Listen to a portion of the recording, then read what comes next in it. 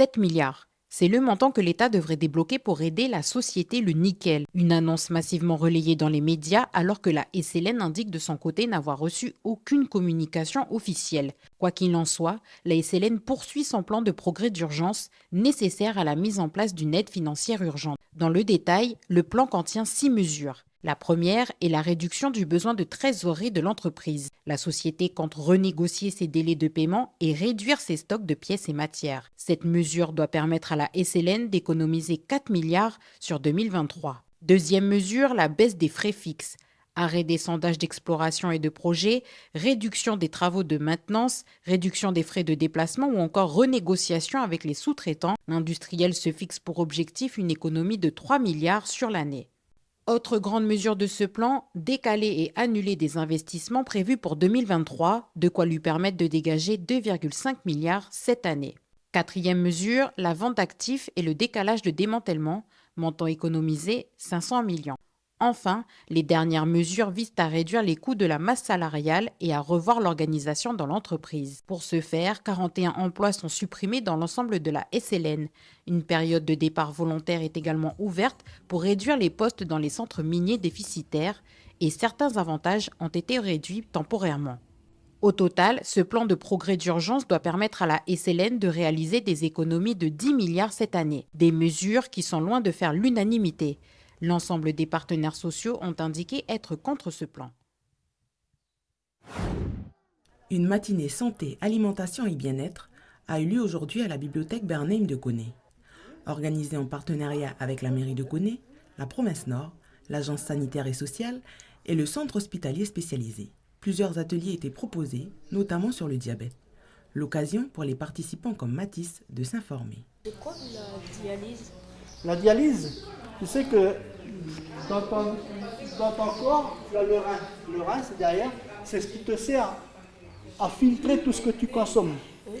Toutes les impuretés, ça passe par les reins, tout c'est filtré par les reins, et après tu vas rejeter en allant faire pipi. Mais quand tes reins ne fonctionnent plus, eh ben, tu vas passer en dialyse. C'est-à-dire la dialyse, c'est une machine qui va faire le travail de tes reins. C'est-à-dire que tu vas être branché sur une machine minimum 4 heures, ça 3 fois par semaine. La machine va filtrer ton sang, ça va passer dans des filtres, ça va nettoyer ton sang et ça va te refaire venir ton sang propre. Mon grand-père et ma mère sont diabétiques. Ma mère, ça fait depuis en 2021-2020. Mon grand-père, je pense que ça fait depuis longtemps qu'il est diabétique. C'est pour ça que ça t'intéresse cet atelier? Oui, pour ensuite prévenir les personnes comme ma mère et mon grand-père, les prévenir que c'est très dangereux, avec aussi peut-être mes amis. La dernière étude sur le diabète réalisée en Nouvelle-Calédonie remonte à 1992. À cette époque, 5300 personnes étaient considérées comme diabétiques. En fin d'année 2011, la CAFAT dénombrait 11 098 Calédoniens pris en charge en longue maladie pour pathologie diabétique. Actuellement, l'Association des diabétiques de Nouvelle-Calédonie est certaine que ce chiffre a fortement évolué et que nous sommes à plus de 20 000 diabétiques sur le territoire. On découvre de plus en plus de personnes qui sont des nouveaux diabétiques. Donc voilà. Après, le problème, c'est que les tests sont anonymes, donc on n'a pas de suivi dessus. Est-ce que la personne, quand on lui dit qu'il faut aller voir son médecin, va vraiment voir son médecin? C'est le gros souci. Il y a des personnes qui sont sérieuses, qui vont vraiment prendre le taureau par les cornes, comme on dit, quoi, parce que éviter les complications. Moi, c'est ce que je leur dis, il faut éviter les complications, parce que si vous ne faites pas attention, ça va être les complications, et là, ça va être trop tard. Donc, il y a beaucoup, il y en a qui sont justement vraiment, ils prennent vraiment leur maladie au sérieux, ils vont leur santé, ils vont voir leur médecin. N'hésitez pas, quand vous avez un stand d'information, dépistage diabète, que ce soit dans le nord, dans le sud, dans les îles, n'hésitez pas à aller faire votre test, car c'est gratuit. Et dans les 30 secondes, vous avez votre résultat, si vous êtes à risque ou si vous avez ou pas du diabète. Une nouvelle étude devrait être réalisée cette année. Cette matinée a avant tout pour objectif de sensibiliser la population à une meilleure hygiène de vie, ce qui passe par une alimentation saine et de l'activité physique régulière. Il y a une augmentation générale au niveau de la population en termes d'obésité, mais aussi en termes de diabète. Et donc là, après les fêtes, voilà, on s'est dit, on commence bien l'année, on fait une petite action phare là, voilà, la matinée aujourd'hui. Et ensuite, tout le mois de janvier, voilà, l'idée c'est de contribuer à apporter des informations voilà, vraiment sur le côté santé-alimentation. Et puis en même temps, il y a aussi le mois sans alcool. Donc voilà, c'est aussi faire le lien avec ça. Cette action se déroule donc tout le mois de janvier à la bibliothèque de Koné, avec une exposition et de la documentation accessible à tous. La journée avait commencé comme à son habitude pour les artistes de l'association Harry, en résidence au centre du village de la Foi. Cette équipe d'artistes réunissant des artisans des 4 coins du pays travaille d'arrache-pied depuis plus d'1 an pour honorer une commande de la mairie. Et ce matin-là, c'est le départ d'une des 2 pièces composant l'œuvre d'art.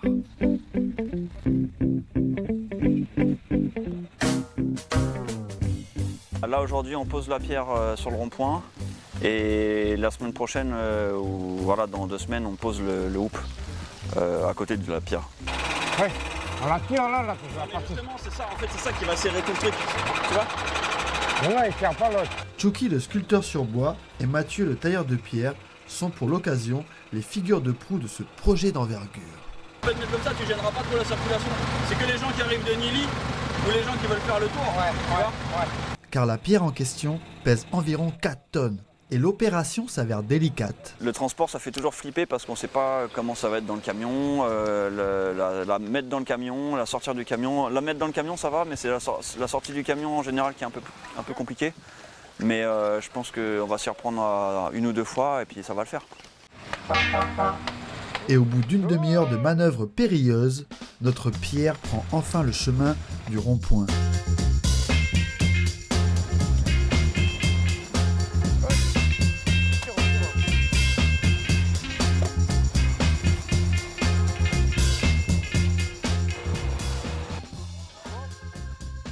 Après une première tentative échouée et sous le regard ébahi des passants, Faut que vous rentrez l'autre d'abord.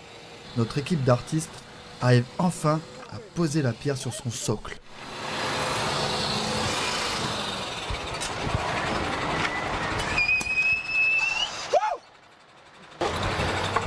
Purée, c'est symbolique, je te boulonne. Là, on dit ouf, là. Vous pouvez pas le dire tout à l'heure, mais là, maintenant, c'est bon. Parce que, ouais, c'est un des gros morceaux de la finition, c'est la pose. Bah ça y est, elle est posée, ça y est, c'est bon, c'est soulagé là. C'était un peu compliqué, voilà, ça y est, elle est là. Toute la bande avec qui on a travaillé, mais c'est la plus grosse pièce qu'on ait faite, quoi. Là, il reste encore le hoop à poser ici, qui va faire l'autre moitié du cœur. L'opération est terminée pour la journée. Affaire à suivre. Un peu après la tribu de Tiwaé à Touo, se cache un lieu insolite à l'abri des regards que l'on nomme le couloir. Jean, habitant de la tribu, guide depuis 16 ans maintenant les curieuses et curieux. C'est en allant à la pêche à la crevette avec les jeunes de la tribu, lorsqu'il était enfant, qu'il a découvert cet endroit. Et tu fais attention. Là. C'est rapide, mais c'est dangereux un peu l'endroit parce qu'il y a des cas où on marche là où il y a les cailloux.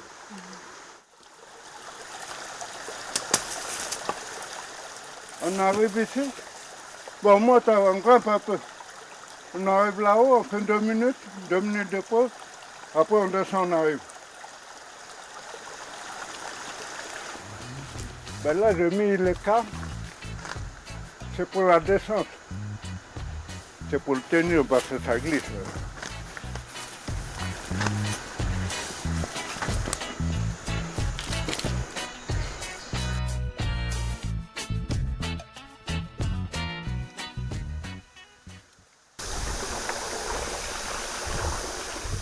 Après 30 minutes de marche, je découvre enfin le couloir.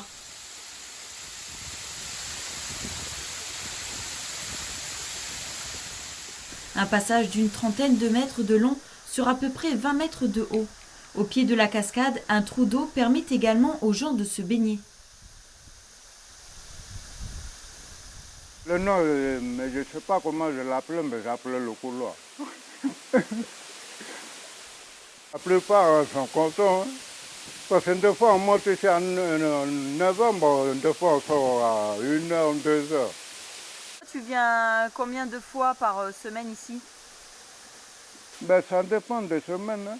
Des fois je fais 3 jours, des fois je fais 1 jour. Ça dépend des gens qui me téléphonent.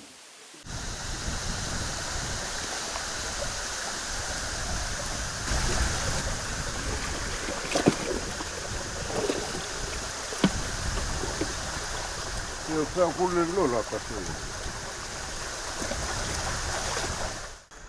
Eux, ils passent sur la grande route, mais ils ne savent pas comment il faut rentrer dans le trombi. C'est pour ça que moi j'ai fait mon formation de guide, c'est pour montrer aux gens qui viennent d'ailleurs. Il y a de belles choses dans des trombis, mais il faut faire montrer, mais il faut savoir comment on fait montrer aux gens. Jusqu'à aujourd'hui, l'histoire de ce lieu n'est pas connue. Les vieux n'ont rien raconté à son sujet. Si vous souhaitez le découvrir, Jean sera ravi de vous guider. Vous pouvez l'appeler au 90 37 20.